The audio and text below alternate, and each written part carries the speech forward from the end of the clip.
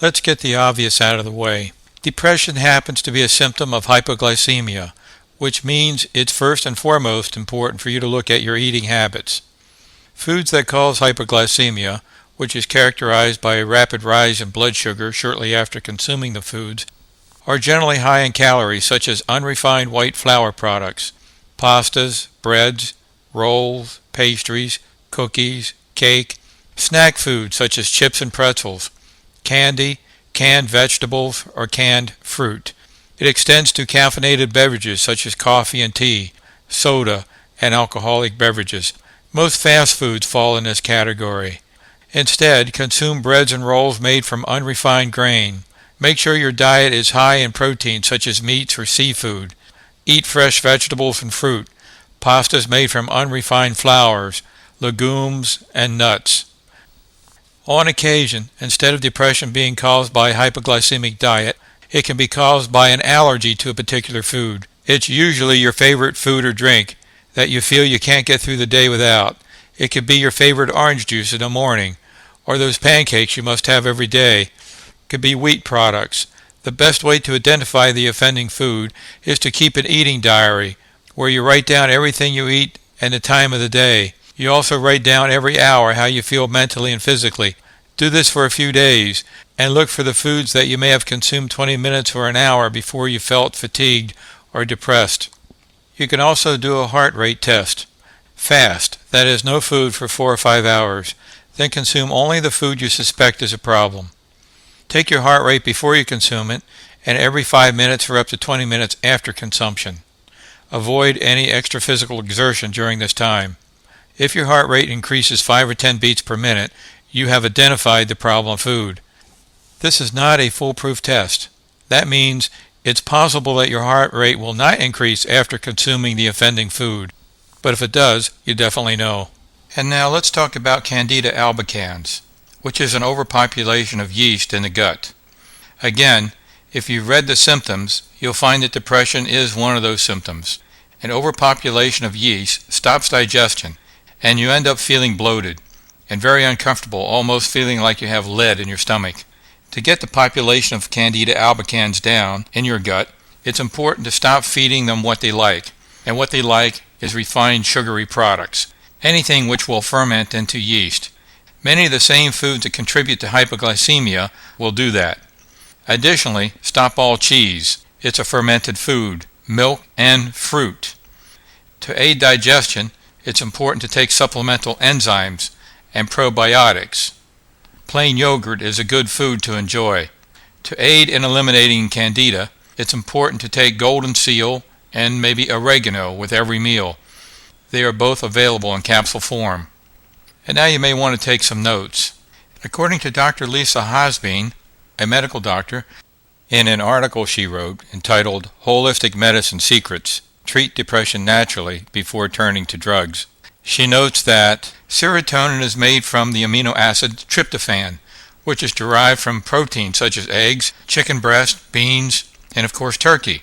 To maximize production of serotonin from these foods, supplemental vitamins and minerals such as vitamin B complex, 50 milligrams twice per day, magnesium citrate, 1 tablespoon taken twice per day, and if you have trouble going to sleep and staying asleep, then use the calcium magnesium citrate and take a tablespoon 10 minutes before bedtime, the other one in the morning.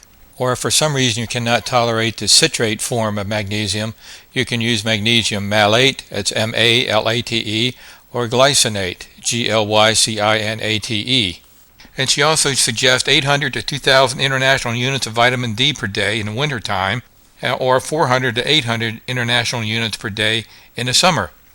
Of course, if your doctor also has you on a serotonin-producing drug such as Prozac, these nutrients will optimize the effect of that drug. If for some reason your mood still needs some help, then the next step is to take an amino acid such as 5-hydroxytryptophan, that's 5-HTP, which is required by the body to produce serotonin. She notes that 5-HTP has been available for several years and has been intensely researched for the past 3 decades. It has been available in European countries since the 1970s, and she suggests working with a healthcare professional about the best dosage for you.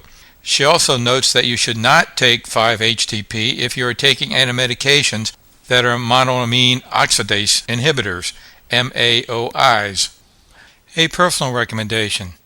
If you are not already taking an excellent multiple vitamin, I suggest doing so. There are 100 reasons for taking a multiple vitamin. The one I recommend is the Complete Nutritional System. That's what it's called, the Complete Nutritional System by Rainbow Light, available in just about all health food stores and also on my website. It is completely hypoallergenic, so there will be no need to wonder if something in your vitamins might be contributing to your problem. For many clients, it was common for them to feel as though they were on the top of a fence 10 feet high and only 6 inches wide, in the sense that the slightest disappointment could knock them off into despair or depression. There's definitely an unpredictable energy associated with depression. For instance, in the Indian Ocean, north of Australia, a rather interesting phenomenon exists: whirlpools. On a beautiful, calm day, one may encounter a whirlpool. The experienced sailor, when being pulled into a whirlpool, knows how to use its inertia and the energy of the whirlpool to be thrown free of the whirlpool, whereas the inexperienced sailor, unaware of how to navigate the whirlpool, tries to resist or fight the effects of the whirlpool and is sucked under. Depression is very much like the whirlpool. The energy can suck you under, or if you know how to use it, it can throw you free. The whirlpool of depression doesn't care how you use the energy. The goal of this program is to give you the means by which you can use the energy to come up from depression. For depression is an energy just as anger, confusion, rejection. But then you might say, give me any one of them, rather than this one, as depression is the pits. Let's say that you have yet to learn how to navigate this emotion, for the reality is that you can somehow use this emotion. Yes, I know that sounds out in left field, but just stay with me. From where did this depression come? Perhaps you can pinpoint to changes in your life, or perhaps you were just moving on living life and then one day, boom, you were depressed. In the latter case, you may not know what the contributing factors were, but there were warning signs, as you may come to know. The goals are twofold. One, discover how you navigated to this whirlpool of energy in the first place, and two, discover how you can use that energy to be thrown free. Let's study emotions and look at the source of emotions. Isn't it true that when things work out as we expect them to or would like them to, we feel happy, glad, excited, and joyful? And when things do not work out as we expect them to or would like them to, we feel angry, confused, rejected, depressed. In fact, as we go through life, we become conditioned to feel certain emotions in response to particular stressors. Our personality and our early programming determine our expectations and how we react to certain stress factors with the creation of depression. We also catch suggestions. That is, in our early years, we may have heard someone say that they have nothing to live for since they lost their job, or their spouse, or their life savings. Or maybe we're told that that's why Uncle Roy died. At the time, we can't relate since we're quite busy with living life, which may be going quite well for us, or perhaps we're struggling.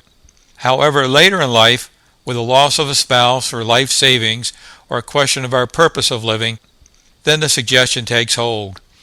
So it lies dormant perhaps for decades. Then we understand how Uncle Roy felt as we find ourselves in a similar situation.